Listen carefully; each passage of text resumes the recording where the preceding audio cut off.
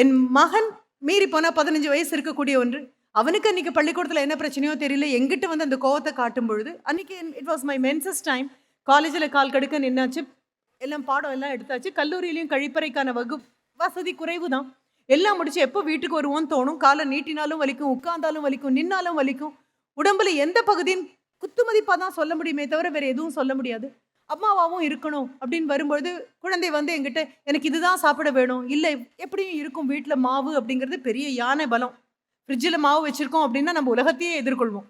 அந்த மாதிரி ஒரு மாவு இருக்கு அப்படின்ன போது அதெல்லாம் எனக்கு வேண்டாம். உங்களுக்கு தெரியாது இது வந்து எல்லாவற்றையும் ரொம்ப அழகா மேடம் சொன்னாங்க. எதுவும் கடந்து போகும் இல்லை, நாம தான் அதை கடந்து வரணும்னு சொன்னீங்க இல்லையா? எல்லாவற்றையும் தாண்டி போவோம் அப்படின்னு சொல்லுவாங்க. நான் சொன்னேன் தாங்கியும் போகணும். வெறும் தாண்டி போறது மட்டும் அல்ல, தாங்கியும் போக வேண்டியது. மகனிடம் இதெல்லாம் சொல்லி இல்ல எனக்கு இதுதான் வேணும்னு கேட்கும்போது அவங்ககிட்ட சொன்னேன், எப்படியும் 10ஆம் வகுப்பு வந்தாச்சு, உன்னுடைய ஆசிரியர் உங்ககிட்ட உன் கண்ணு பார்த்து உன் கிளாஸ்ல இருக்கக்கூடிய எல்லா குழந்தைங்கிட்டையும் சொல்லணும். நான் சொல்றேன் இதுதான் பிரச்சனை. சயின்ஸ் புக்ல படிச்சு 5 மார்க்குக்கும் 2 மார்க்குக்கும் நீ எழுதுற பதில் அல்ல, இது வாழ்க்கையை பத்தின பிரச்சனை.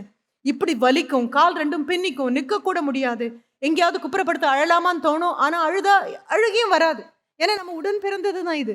இது அத்தனையும் சொல்லி முடிச்சதுக்கு அப்புறம் எனக்கு மிகப்பெரிய ஒரு நிம்மதி ஏற்பட்டது.